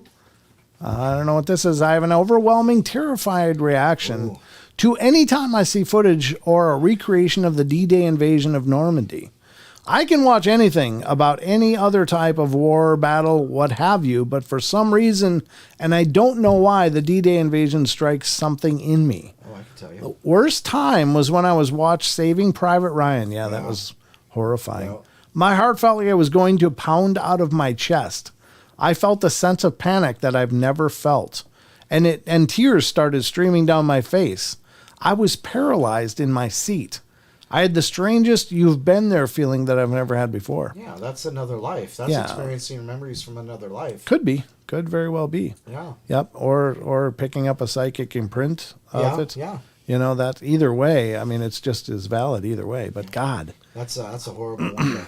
I guess when they were making Saving Private Ryan, there was a screening that included some World War II vets that were actually there, and they said, "My God, they got the sounds perfectly." Oh wow, that's what it sounded like. That's exactly what it sounded like to be there, and I can't imagine. I just like, oh God, the fresh hell that those guys saw. I mean, just could you imagine? Nope, I couldn't. I mean, it would just be. And yet they still went forward. Yeah. It's like, man, those guys are made of a different kind of steel. Yes, they were. They were cut from a hard-tempered steel because, man, I would have curled up in the fetal position somewhere. And, consider a lot of those guys, too, were still underage. Yeah, they were like 18. Yeah. And they were just all balls to the wall, no doubt. Literally. They were truly incredibly brave. The definition of gung-ho. Yeah, exactly. One more. Dream telepathy is next, ladies and gentlemen. I think the strangest glitch I've found was back when I was in high school. I was talking to a friend on the phone, describing a dream I had about an ice skating rink, and then he starts to describe the rest of the dream to me from the opposite point of view. Oh. It was a while ago, so I don't remember everything, but we both described the scenery, what the people were doing, etc. It says 3. 3, huh? Yeah, just one number 3. What they were doing, it freaked me out when it happened. Yep. So there you go. I don't know. That's again, I've hit on a few of those now where more than one person is vividly aware of a dream and is able to talk about their perspective. And this list, I think, had one at the beginning of it, which was really kind of creepy. Wow. Yeah. So, there you go. I think it's interesting. Clayton Blackwell, one of those guys was Bob Keeshan, a.k.a. Captain Kangaroo, and one of the Marines under his command was Lee Marvin. Wow. Wow, that's pretty wild, Clayton. Thanks for sharing that. I would never have known that. I remember Captain Kangaroo, man. He had the worst haircut. Yeah. But he seemed like a sweet guy. I loved the show when I was a kid, but I always wondered what was wrong with his hair. But that was the 70s, so there was all kinds of bad ideas in fashion in the 70s. There were things we wore. I mean, if you look back at 70s pictures, it's like, oh my God, what the hell were we thinking? It looks so terrible. Oh, the patterns and the colors and corduroys. Who remembers corduroys? Come on. Oh, I used to love corduroys. I did too. I wore corduroys through most of the 90s. I'm telling you what, they were the warmest pants in the winter ever. They were warm and with a pair of long johns under them, you could go anywhere in corduroys. I remember it. But anyway, that's going to wrap up our coverage of this article. So hope you guys had a good time with that. We'll cover more of them. Actually, we're almost at the tail end of it, it looks like. We're just a few to go. Maybe I should just polish it out. I just want to see how many is left. No, we got several left, actually. It keeps loading more and more and more. It keeps loading more, yeah. It's not as almost done as I thought. So, all right, we'll leave it there. Okay, so we're going to do some Cryptid Corner stuff. I got a couple of articles, a couple of listener emails from Sasquatch Chronicles blog that were posted on the blog over there, and they're fascinating stories because these people are actually seeing and experiencing some pretty incredible Maggie, stuff. But gosh. She says, Maggie says, I prefer bell bottoms. It balances out my pear shape. Oh, jeez. Oh, gosh. Oh, that's funny. Oh, goodness. I'm not sure what kind of shape I have. It's just kind of round, though. I don't know, more apple, I guess. I don't know. Folks, but I'm working on it. I'm trying to. My shape is dad bod. Yeah. Okay. All right. That eats sandwiches at midnight. Sandwich for midnight. Do you? Do you get up and have them? Look, I tell you what, man. It's Nutella. Does that count? Yeah, that counts. Okay. That definitely counts. That's better. I don't know if it's better or not. I mean, if it's on bread, you're kind of killing it. Well, then maybe I should eat the spoon like Uri Geller. Yep. Yeah, just bend the spoon with your tongue. I'm sorry, you didn't need that visual. My apologies. You could have gone your whole life without that visual. Sorry about that. If you look back, find the look on my face when you said that, and then you said that. I don't know what to say. I think we should just go on to Sasquatch Chronicles now. Sure. While there's something left to salvage here, because my God, it's burning wreckage at this point, isn't it? Oh, no. All right, so we're going to head to Sasquatch Chronicles blog and talk about some listener emails. Oh, goodness. And see what you guys think. Hey, let's do shout-outs first. Okay, let's do shout-outs. You want to shout out, type something. Type something. Because otherwise we don't know Our you're here. list is short. And I'm going to start with Portal Mom. Hi, Mom. Hi, Mom. So then we have Barbara Moya. Hi, how are you? Chucky Danger. Clayton Blackwell. Eric, Jessica Meek. Hi, Jess. John Stevenson. K-Love. Kyle Fowl. Oh, F-O-W. It's not an I. It's an L. Okay. Lily Pond. Luna Unicorn. Holy crap. My it just got huge. Bigfoot in Germany. Elaine Clifford. Luna Unicorn. Meggie M10. Opal. Hi, Opal. Paranormal Portal. Rachel Gets It Right. Sugar Britches. And The Fourth Color. And that's all because nobody else is talking. But Pharmacy was here a little bit ago. Stacy and Jody were here nice. as well. Okay, good. Well, as a matter of fact, there's Present, she there's says. Stacy. Yep, there's Yep. Stacy. Stacy and so Jody. there you go. So there you have it. Shout outs are done. Tough luck. You're too late. Cool Hand. Did you say Cool Hand? Nope. Cool Hand's here too. All right. So, ladies and gentlemen, let's get to the Sasquatch Chronicles article dealing with March 29th, a giant wolf-like animal. Uh-oh. Diane Fowler's got us on her TV. Aw. Please don't blame us when it breaks. It's not our fault. Yeah, it's going to have a pretty big TV. He got 85 Thank you. She got 85-inch projection on the wall. Protection. She needs a protection. Oh, yeah. Wrap that screen in plastic. 4 millimeters of latex will do it. All right. So, here, did you say Ghost 8541? No, that was a new one, actually. Oh, popped in. Hey, Yeah, Ghost. popped in, How you yep. doing? Thanks for coming in. And if you're brand new to this show, please get subscribed. I'd love to have you be a part of every live show because, by God, we like to have a good time. And you can help us with that because we're a couple idiots with microphones. So you guys can bring some intelligence to the key. Please. Here we go. There's an article from Sasquatch Chronicles. This is a listener email. Again, special thanks to Mr. Wes Germer. Mr. Germer. They got, he and Tony are doing something now. Oh, really? Actually, tomorrow. Yeah, the Shape of Shadows thing is going on. Oh, wow. Tony's doing a screening of his new documentary that happened at Skinwalker Ranch area in the Uinta Basin. Yeah. So that'll be happening tomorrow. And Wes and Tony are going to be there and doing kind of a question and answer forum. So it's going to be a pretty good event. I hope they have a wonderful time. So anyway, March 29th, a giant wolf-like animal. Here we go. A listener writes, "Hello, Wes. So I had a horrifying experience when I was 14 years old. I lived in Youngstown, Ohio, and I grew... Huh? Ohio. Yeah. Land of the weird. Yeah, there's plenty of weird in Ohio. There's no question. I grew up on the north side of the town in the city. If you look up pics of the old steel mills in town, you'll get an understanding of what I'm talking about. So my buddy literally... Huh? Yeah, exactly. All right. Okay. So my buddy literally lived across the street from the mills, and we would regularly go down there and just investigate the massive area. Did I read this one? I don't know. I think I did. It's a good story though, but I'll read it again. I'm sorry. I'm being redundant, so I can't stop reading it now because I'm already invested here. But I did read this one before, I'm pretty sure, and I forgot to close it. But anyway, we're reading it again. So he literally lived across the street from the mills, and we would regularly go down there and just investigate the massive area. All but shut down and dilapidated. We had certain old buildings that we frequented, and one we made into our home base. We spent weeks making walls and strengthening spots so no one could get in, and especially the wild dogs that also frequented the area and were especially vicious. D-holes. Yeah, well, they were D-holes if they're vicious. They traveled in packs of 6 or more, and the building we went to all the time had no stairs, So we literally had to jump up to get in, and this made it safer for us. While I was right by an active railroad, the other working steel mill near used to get supplies in and out. Used it to get supplies in and out.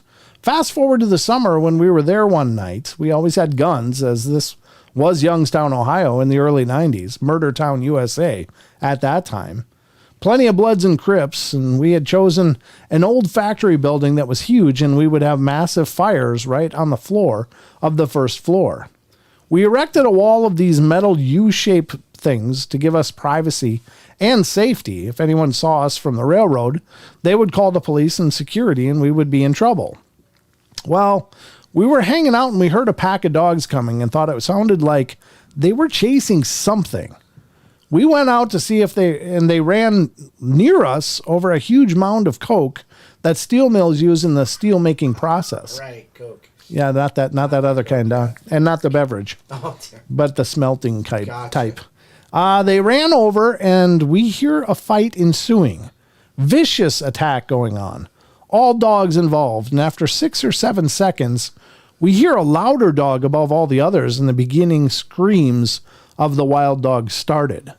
Then, to our shock, at different times, wild dogs were literally being thrown over the mound in different directions. Wow. Finally, all the wild dogs had run away in the direction they came, but as fast as they could possibly run. Some limping, some with obvious injuries. We were shocked. Then one of my friends screams, "What is that? Look!" At that moment, I kid you not, a giant wolf-like animal, the size of which seemed quite honestly fake, crawls on all fours to the top of the mound and is looking directly into the area the wild dogs ran. It lifts its legs and subsequently and substantially releases a urine flow that honestly seems like it was released out of a garden hose. That right there may sound amusing, but it scared the hell out of us because it had the idea of just how large this thing was. My one buddy stumbled backwards into our makeshift wall, and then it turns its attention to us. I cannot relay to you the amount of fear that we all immediately felt. I feel it even now as I'm writing this to you. The hairs on my arm are standing up, and it had yellowish amber colored eyes that literally glowed like they had the power source behind them. Looking back on it, we agreed it was from the light of the huge bonfire that we had made in our home base. It growls next, and it was so deep, we all felt it. I said out loud that I just felt that in my chest. My 2 buddies said they were all of a sudden lightheaded and getting sick. Wow. I did not feel that as of that moment, but we were all horrified. I then did something so shocking, so alien to the status quo, that we immediately felt in danger and ran inside the building and up 2 sets of broken, missing, and falling apart concrete stairs to a 3rd level. We were all very lucky that no one fell to at least a broken bones type of fall, maybe worse. It stood up on 2 legs. Its back legs. They looked like a huge set of dog's legs, but the large leg muscles were reminiscent of a bodybuilder, but thicker. And just the look of its massive body was unbelievably impressive and intimidating. My one friend was crying. He was so terrified. When we got to the 3rd floor, we had to smack and shake him to shut him up as well as cover his mouth until he almost passed out from lack of air. We hoped it left. It did not. After what seemed like an hour, but only 1 or 2 minutes, we hear it climb up on the outside and start to enter the building. Oh, no. We first saw the shadow of it, which was 10 times as large as the actual beast. We all froze. No one dared make a sound. We should have dropped down out of sight, but we were so terrified. We just stood there staring. It came into the light, and we saw everything on the animal. It was at the very least the size of a grizzly bear. Again, the size was so large, it was hard to believe that we were not dreaming, that this was real. It was, and it was happening 20 feet in front of us. It was growling, sniffing the air, and it just automatically looked straight up at us. It knew where we were. That's crazy. The whole time, its eyes glowing. This thing that stood out to us was that it started drooling, but not a little. It was pouring out of its mouth. It was pouring from the idea that it was about to eat, to kill us. It could have easily. It looked away from us and saw the stairs. We froze again and got a newfound feeling of horror. It was heading to the stairs to come up to where we were. We started freaking out and looking around and had only one escape, an outside fire staircase going up to the roof. The part to go down had rusted and fell off however long ago. It hopped easily over the 3 missing steps and was instantly up to the second floor. And it was walking to the next set of stairs, and at that moment we heard the most beautiful sound ever. A train coming right by the building, slowly too. They had to see the fire because they were passing the building and they let loose the treason horn. And it freaked out the wolf creature. It looked towards the opening of the building and in 2 seconds was out of the building and gone. We all started screaming, help, which no one heard. But also we were just screaming from stress and because we felt like we were going to maybe be okay. When the train could no longer be heard, the fears set back in. And we thought every single sound was the thing coming back. It did not, thank God.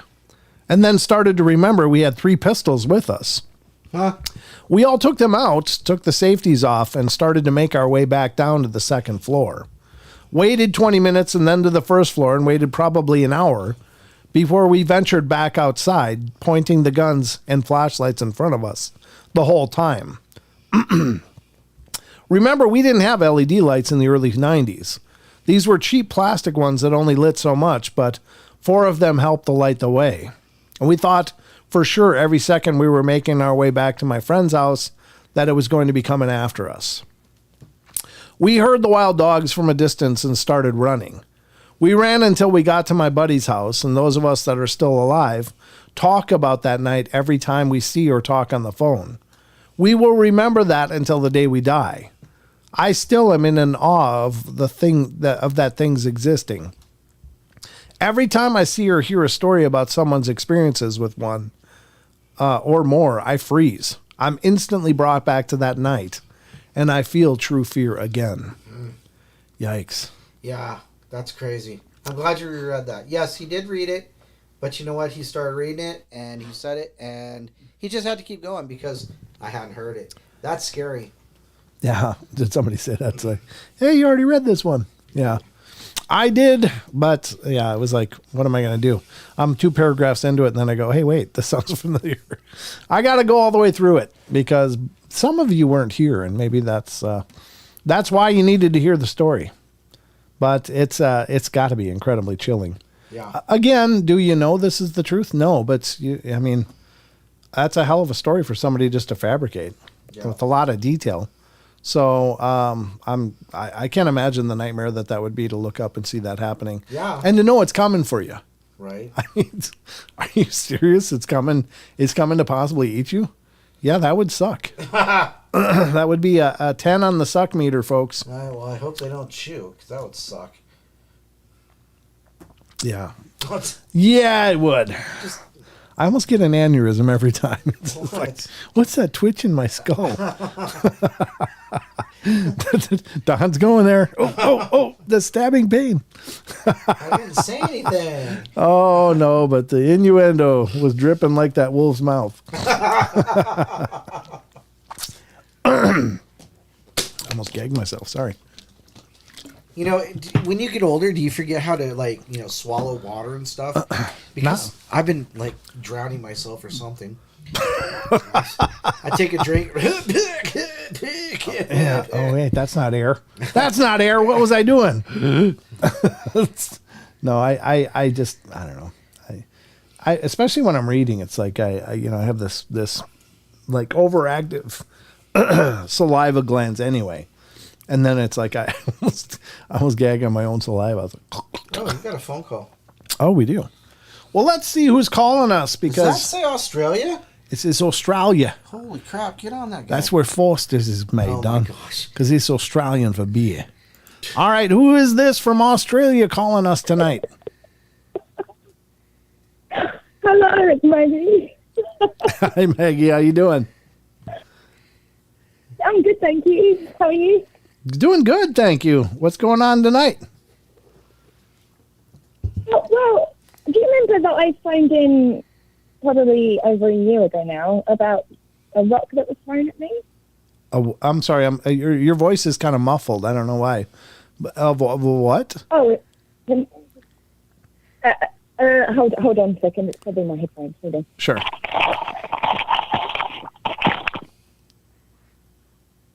You're getting. A rock that was thrown at me? A rock that was thrown at you? Yeah, if there was a story that she told about a Yeah, rock being you- thrown. Yeah, I kind of vaguely remember that. Yeah. Okay. So anyway, I wanted to ask you a question because I've been thinking about it for a while. Okay. I posted the footage on Discord, but there was something weird because the phone cut out when I called in, so I didn't get to tell the whole story. So basically, I was just filming. There was a rock thrown at me, and then I was like, "Oh, should we leave?" No, I asked my husband. Sorry, I asked my husband. I said, "Did you throw something at me?" And he said, "No, I didn't." And then I sort of cottoned on to the stories that I'd heard on the portal, and I said, "I think we should leave." But anyway, as we were leaving, there was sort of grunting happening.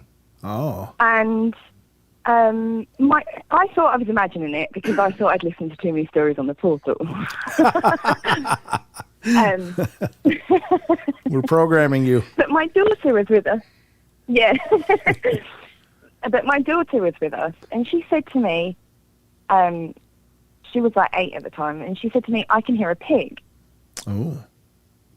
And so that's when I went, okay, I'm not hearing things, because she Right. confirmed what I thought I was hearing. And then we picked up the pace and left. Now, I saw some footage the other day, but I can't really, you said on a private Instagram, so I can't really say. But anyway, there was the same grunting Ooh. on this footage. And the weird thing is, my husband couldn't hear it. Do you have any thoughts or ideas as to why possibly we heard it and he didn't? Was it a loud noise or was it kind of subtle? And is your husband's hearing normal? And I don't mean that in a jokey, condescending way. I just mean some people are more like their hearing is more attuned to higher noises. Some people have a full range. Some people lower noises. But any of those? He's a musician and he used to play on stage, so he's possibly killed some of his his sort of frequencies, I suppose. Right. Possibly. Right. Yeah. But apart from that, he's sorry. No, but was the noise like really? Was it really loud, or was it just kind of like a mid range kind of, or how close was it? I'd say it was probably lower. Okay. Yeah. Just horrible, really horrible. But I'm sure if it was a pig, because we do have pigs, like Sure. wild pigs. Yeah. We do get them, but I'm sure if it was a pig, we would have known. But I've seen pigs, like I've out in the bush and stuff. I've seen them. Yeah. And I can't imagine that a pig would be in the area without us being able to see it because of the type of area it was. There was lots of like granite boulders and stuff, but not particularly scrubby. Like lots of trees, but not particularly scrubby. I would have been able to see a pig. I would have thought, and I'm pretty sure my husband would have been aware of a pig. Right. So what I'm thinking is that, I mean, there's two possibilities with this that I think are important, and one of them is that with spiritual voices and stuff, sometimes there's only certain people that actually hear a disembodied voice. I mean, there can be a group of 5 people, but only 2 of them will actually hear a disembodied voice very loudly, and the other 3 people will be like, "I didn't hear anything. What are you talking about?" And so it could be if these things are potentially supernatural, not just biological beings. If they have a supernatural element to them or they're in and out of our reality somehow, then maybe it's something like that. But outside of the fact that, perhaps your husband's hearing isn't quite as acute as you and your daughter's. And what's going on, Don? Nothing. Okay. No, wait. Yeah, please do. But I think it's pretty powerful that only you and your daughter heard it and he didn't.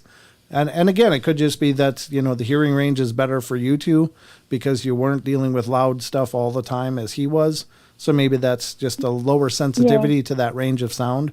But it could be, more supernatural in that regard, Yeah. It's always made me. It made me really come to terms with it, like to have full understanding to be able to talk about it. Yeah. Because it was just so wild. But that's really because my daughter and I, we seem to be quite observant and pick up on things that other people don't. So I just wonder whether there was that sort of element to it. But I don't know. and there certainly could be. I mean, who knows what these things are? We know absolutely very, very, very little. Other than, they seem to at least be physical some of the time because they leave footprints. They're seen eating or have been observed eating or taking foods and things. And then other times they're observed not so physical. And are they one and the same or is there something else going on? I don't know. But that is pretty incredible. Yeah. Oh, thank you very much. I just wanted to ask you as we're on the Cryptids. Thank you very much. Oh, it's great to hear from you, Maggie. Thank you so much for calling in. Thank you. I'll speak to you soon. Okay, see you then. Take care. Thanks for calling Bye. in. Very cool. Yeah, I love the phone calls. Yeah. I love the phone calls. I'm sorry. So the first thing that went through my mind when she said that her husband didn't hear it, the first thing the thought went through my mind, if he's a typical guy, was this the sound of a female pig? Because guys can't hear females. That's true. We don't have the... We're just programmed to like what? I'm sorry, were you talking? Wait, hold on, wake me up. Is it September? What? That was the only thing that went through my mind. But it could be, because think of Brian Johnson from AC/DC. Mm-hmm. He's a musician. He couldn't sing for years. There was years where he couldn't sing because he couldn't hear. Oh. Remember, we went through like 2 years of not being able to hear. Axl Rose sang for him. Sang during AC/DC concerts while he was having this issue. So yeah, it's quite possible that he lost his lower register or even a higher register and couldn't make those tones. Right.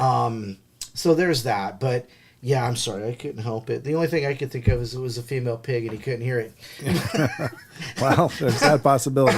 We men are not so well conditioned. No, we're actually quite horrible. Thank you very much. Well, and it's not intentional. It's just that we're just programmed differently, I guess. So very interesting, though. Very Thank you for calling, Megs. Yeah, of course. It's great to hear from you. As always. How long is this one?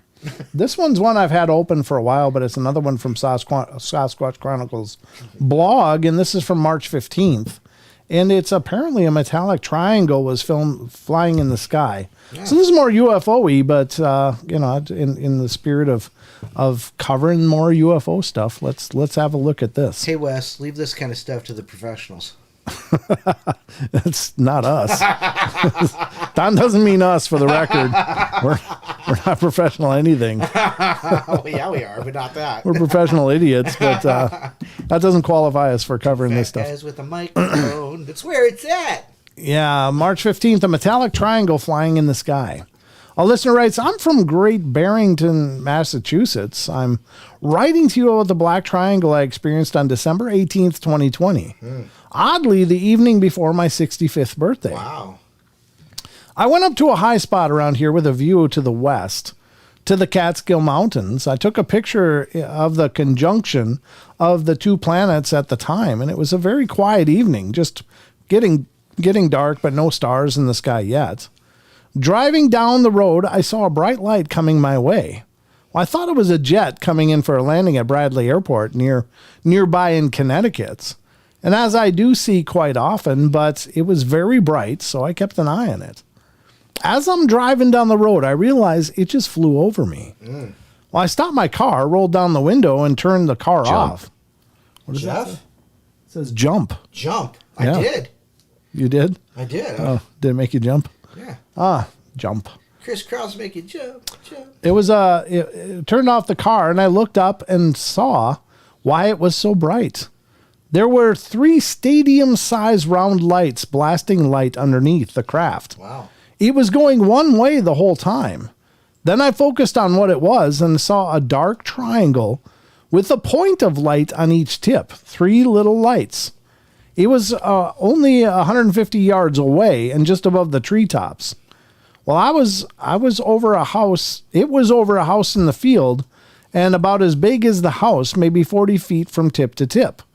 One of the flat sides was towards me. I was in awe of what I was looking at, and it was beautiful, and I was digging it. Then I realized it was coming back towards me. Yeah, that makes it. That's a Brent Thomas realization. That'll suck the fun right out of the minute. Yeah. I had my hand on my phone and was excited to get a picture, but when it started coming back towards me, the vibes changed. Now I was asking millions of questions. Who, what, why was it coming towards me? It didn't turn to come my way. It just reversed directions. The thing that really got me was it was totally silent. And as I said, it was a very quiet night. And it was going only about 20 miles per hour. Now, I'm getting alarmed because what happens next, I'm not so sure. But I wasn't hanging around to see. The hair on the back of my neck was up, and I was scared. So I decided to drive off. And I thought for sure it was following me, but it wasn't. I drove down into the valley and looked back and saw a very bright light in the sky going the same way and going slowly. I didn't know if that was our technology that no one is admitting or some extraterrestrial technology, but I saw a technology that supposedly does not exist at all, at least not that we're told about. If it's our technology, it certainly could be used for a useful energy producing clear energy product we all could use. How does a metallic triangle fly 20 miles per hour totally quiet, just above the treetops? I sent this because you said you're interested in hearing about UFO sightings. Yeah, I think that's crazy. Yeah, it is. But look up the Aurora projects. We do know about them. The Aurora projects. That's what they are. The TR-3Bs? Yeah. Yeah. Yeah, that's what they are. And you know what? Art Bell, back in the 90s, he has one that's very much like that. Really? Him and his wife Ramona, his first wife, were driving home to Pahrump, and I don't remember why they stopped, but they stopped. They got out, and there was a triangle just right above them, just quiet as can be, and they just got in their car and left again. Wow. And yeah, it's crazy. Yeah. But he said it wasn't anything more than, it was just feet off the ground. It was just above them. It was quiet. There was no jet wash, nothing, and it just crazy. Yeah, it is crazy. Now you gotta wonder. The thing I would think I would be nervous about is if it came right over my head. Did I just get exposed to a whole bunch of radiation or something? Yeah. I mean, how many UFO stories have we talked about where people have got these weird sunburns after they saw this craft go overhead? And it's like, oh God, yeah. Thank you. I appreciate the melanoma. Thanks for stopping by. Yeah. Yeah, I think that would be horrible, but I would certainly really be concerned about that. I don't know what keeps them flying. Now, another thing that's interesting is there was a sighting, I think in New York City or somewhere, where somebody was at a park and they were sitting there and they noticed that suddenly all the sound was gone. There was suddenly no sound, like any of the ambient noises, anything. It was just dead quiet. And then they looked and they saw this triangle craft, much like what this is describing, except it was on edge. It was looking like it was flying with the point down to the ground. Oh. And the other point up in the sky, just kind of going down the street. And once it got past to a certain degree, suddenly the sound came back. Right. So it was like this dampening field around it where sound didn't exist. And you look, I think it was Bob Lazar that was talking about Well, no, they wouldn't show up on radar because everything would get bent around them if they've got a gravitational field. Right, yeah, because they're blowing the gravitational field away from them. Right. That's how they're piercing that's how they're propelling. Right.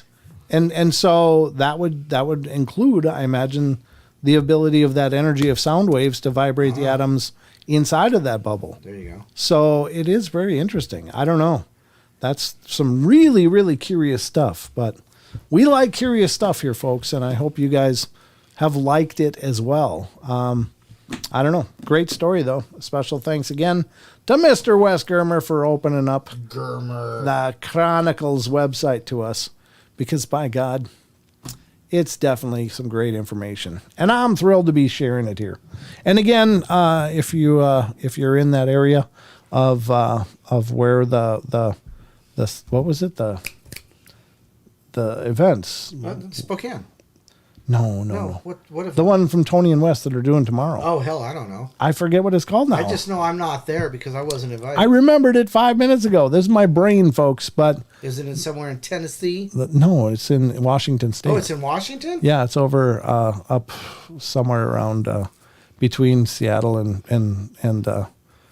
Portland, in there, somewhere in there. But I know that Wes is going to be there. Tony's going to be there. Of course, Wes is going to be there. He lives like 5 minutes from it. The Sound of Shadows, or the something of Shadows. God, I don't know why it's gone from my head now. I'm getting old, folks. That's all I know. The more I put in here, the more falls out as a result. Clayton says I'm in Spokane. So we'll be in Spokane June 17th. June 17th, we'll be in Spokane. Look for the Spokane Valley Sasquatch Roundup. That's happening June 17th. Don and I will be there.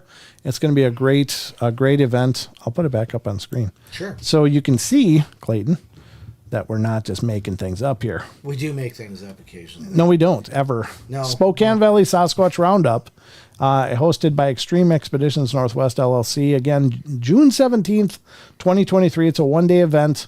It's at the Spokane Valley Event Center. So if you get a chance, be there, because we'll be there, and all these people will be there as well. Do we know how much the tickets are? How much admission is? I did know, because I did. I actually made this poster. But, yeah, good job, buddy. And another one. But I things again. If I don't need the information, it just falls right out of my head. Well, we kind of need this. Well, we do, but I'll tell you can go to exnorthwest.com, www.exnorthwest.com, for more information if you're interested in attending the event. There is a VIP dinner after the main presentations and stuff throughout the day from 9 a.m. to 5:30. 6:30 p.m. to 8:30, there's a VIP dinner where you can sit down and have dinner with all these guys, and myself and Don, of course, too. So. Wow. There's a website called WashingtonBigfoot.com, and it lists upcoming events very in Washington. Good. Is it there? There's the Squatch Days in Forks, which we're supposed to go to. Oh, we are? Yeah, because that's Jill and Brett.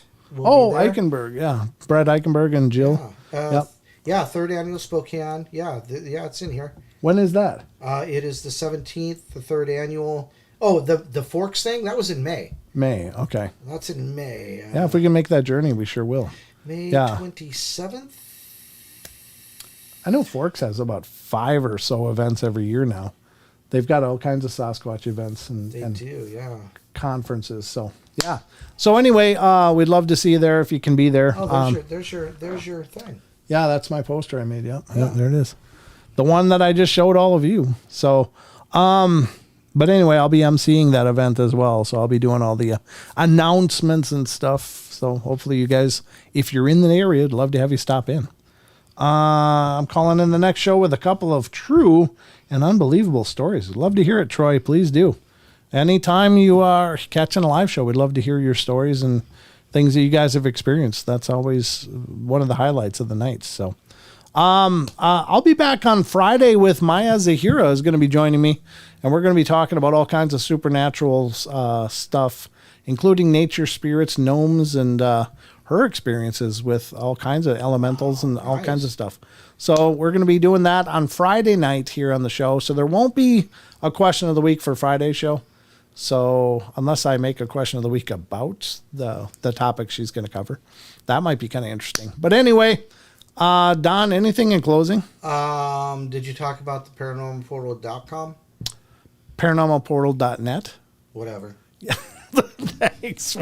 Whatever. I'm here. Paranormalportal.net. Yeah, ladies and gentlemen, this is our main webpage. I'll put this up on screen here too, and you guys can see it. I've been working slowly on this main site, and this is paranormalportal.net. So you just go to paranormalportal.net, and it'll bring you here. And this is the backbone of the site. All of these links up here are social media, so having to do with Facebook, Instagram, TikTok, Twitter, and YouTube.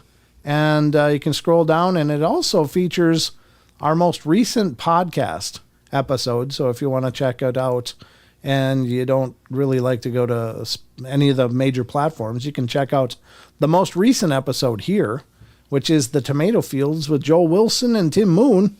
And then down here, if you want to be a guest on the show, if you got enough stories and would want to be my guest on one of the podcasts, you can click this button, interview me, and it'll bring up a calendar app that you can pick a time and date that works for you. There you go. And then there's live streams. There's About Me. There's a countdown to our next live streams on YouTube. Right now it's zeroed out because we're doing it. It's happening now. And then a couple more links. And if you have any decorations you want to send in for the studio, you can do that by visiting this website or this P.O. box. Not visiting, but mailing things to this P.O. box. And I will get them. And we've got some really cool things. We got some really amazing stuff you guys have sent in, some beautiful things. So thank you all for that. Maybe after a while, I'll make kind of a presentation video thanking everybody that sent in stuff. That really means the world. So this is paranormalportal.net. Don, anything else? General admission tickets to the Spokane Sasquatch Roundup or Bigfoot Roundup is $40. $40. It starts at 9 on the 17th. On the 17th, folks, 9 a.m. And we'll go from there and just have a good time. Hope to meet you guys. Hope to meet some of you. If you can be in the area or are in the area, we'd love to meet you. Spread the word, too. Let other people know. But I would really recommend pre-ordering or pre-buying your tickets, especially if you're going to do the VIP dinner, because there is limited seating. There's limited options for how many people they can actually have there for the VIP dinner. So if you're looking forward to rubbing elbows with Jeff Meldrum or Ken Gerhard or any of the other people there, then or Cliff Barrickman, then by all means, including Charles and Michael Freeman and the last gentleman, I forgot his name, but that would be your opportunity to do that. So all right, I just posted the link to Extreme Expeditions Northwest in the chat. There you go, folks. So if you want to check it out, we'd love to see you there. So that's going to wrap it up for us. That's all that we got time for. So ladies and gentlemen, remember, we love you all. Be good, be kind, be nice. Take care of each other. Help each other out. Find the magic in every day. And remember to laugh as much as you can, because that's the law. Sorry. Yeah.